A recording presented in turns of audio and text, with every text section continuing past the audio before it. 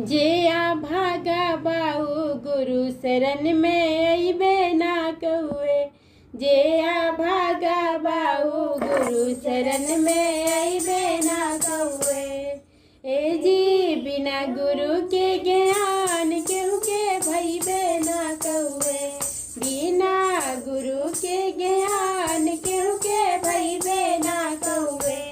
जे आ भागा बाऊ गुरु शरण में अइबे ना कहुए।